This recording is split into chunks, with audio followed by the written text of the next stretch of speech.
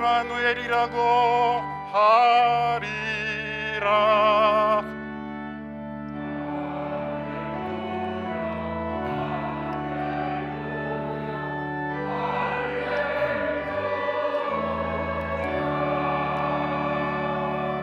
주님께서 여러분과 함께 또한 사제의 영과 함께 마테오가 전한 거룩한 복음입니다. 주님 영광 받으소서.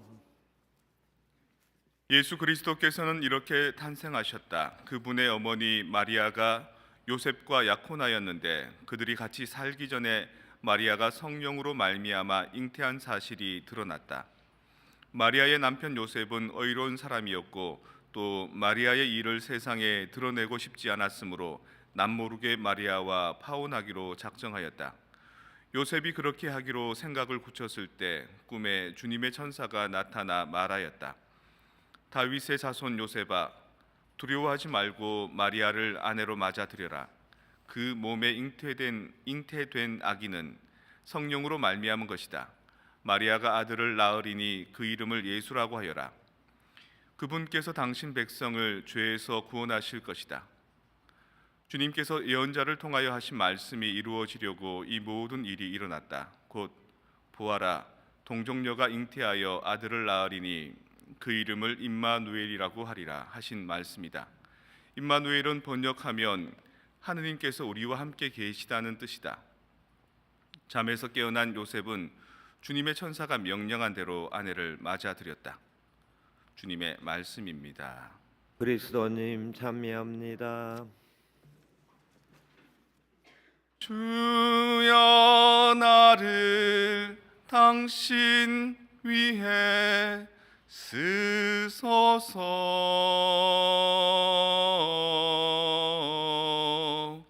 미움이 있는 곳에 사랑은 절망이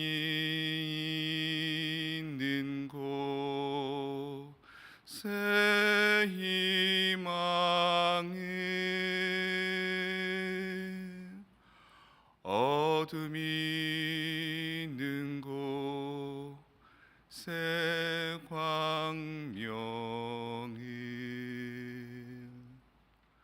프란치스코 성인 평화의 기도를 이제 노래로 만든 거죠. 주님 나를 당신의 도구로 써 주십시오.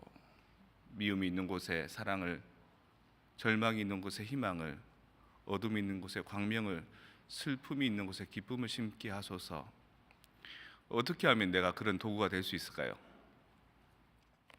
세례자 요한은 예수님이 오시기 전에 미리 그 오실 길을 준비한 사람입니다. 사람들에게 여러분 마음 안에 높은 산과 같은 교만들을 깎아내라고 얘기해 주고요. 또 깊은 슬픔과 아픔들, 또 자괴감들을 메우라고 또 얘기해 줍니다. 상처받은 마음들, 화가 난 어떤 마음들, 그리고 서로 상대와 절교한 그런 관계들, 이런 것들을 다 정리를 해야지만 예수님께서 오실 수 있다라고 우리에게 얘기해 준 거죠. 그렇게 대림 시기가 시작되고 난 뒤에 12월 16일까지 계속해서 세례자 요한의 얘기만 우리는 들었습니다. 그리고 17일, 18일 오늘 이르러서 이제 본격적으로 예수님께서 오신다, 예수님에 대한 얘기가 등장하는 겁니다. 미리 준비를 잘 해놓아야지만 손님을 모실 수 있습니다. 미리 깨끗하게 치워놓아야지만 예수님께서 오실 수 있는 거죠. 그 역할을 세례자 요한이 해준 겁니다. 어떤 그 친구가 자기 오래된 친구를 챙겼습니다. 왜냐하면 사업 망하고 이혼하고 폐인처럼 사는 친구가 하나 있거든요. 자주 연락을 했는데 언제부턴가 전화를 안 받는 거죠. 그래서 직접 집에 찾아가 봤습니다. 갔더니만 집안 꼴이 온갖 쓰레기와 온갖 지저분한 것들로 가득 차 있는 겁니다. 친구는 그 쓰레기 더미 위에 이불을 깔고 술 취해서 누워 있는 거죠. 포기한 거지, 인생을. 친구한테 야, 왜 이렇게 사냐, 똑바로 살아라, 이런 얘기 한마디도 안 하고 친구 잠들이는 사이에 청소를 해줍니다. 쓰레기 봉투가 한 100개가 나왔다 그럽니다. 그리고 마지막으로 화장실에 가서 시커멓게 때가 묻어 있는 그 변기를 솔로 깨끗하게 씻어줍니다. 그러고 난 뒤에부터 그 친구가 사람 꼴로 좀 살아갑니다. 그전에는 열심히 살아보겠다고 정신 차리겠다고 해도 자기 주변 정리가 안 됐기 때문에 너무 엉망진창의 삶 속에 있기 때문에 다시 살아갈 의욕이 없었는데 뭔가 주변이 깨끗하게 치워주고 난 뒤에 허드렛 일이라도 직장을 구합니다. 그리고 거기에서 얻어지는 수입을 가지고 아주 작은 수입이지만 저금도 합니다. 그렇게 해서 이제 사람의 모습을 갖추어 가는 거죠. 일본의 마츠다 마츠히로라는 작가가 청소력이라는 책을 썼습니다. 청소의 힘이 얼마나 대단한 줄 아느냐. 사람들이 보통 주변이 어지럽고 더럽고 어수선하면 삶의 목적을 다 잃어버린다. 의욕을 상실해버린다. 청소부터 해라. 그래서 이 말을 듣고 어떤 일본의 여성 기업가가 청소를 하기 시작합니다. 그래서 출근하면 화장실로 가서 직원들 변기를 다 닦아줍니다. 솔로 고무장갑 끼고 맨손으로 변기를 다 닦습니다. 반짝반짝하게. 다큐멘터리 촬영하는 그 기자들이 묻습니다. 사장님 더럽지 않습니까? 아니요, 우리 직원들이 사용하는 건데요. 남자 직원들이 쓴 거는 조금 뭔가 묻어 있는데 그래도 귀엽잖아요. 사장님의 그 모습을 보고 다른 모든 직원들이 사장님께 충성을 다합니다. 회사에 충성을 다합니다. 그리고 사장님을 본받아서 자기 책상부터 주변의 모든 회사의 시스템을 깨끗하게 정리합니다. 뭐든지 바로 찾을 수 있도록, 바로 일을 들어갈 수 있도록. 그렇게 청소를 시작하고 난 뒤에 그 회사의 매출은 2배가 올랐다 그럽니다. 윌리엄 글래서라는 그 미국의 심리학자가 있는데 그 이전의 심리학계의 보통의 얘기는 무의식 얘기를 많이 하고요.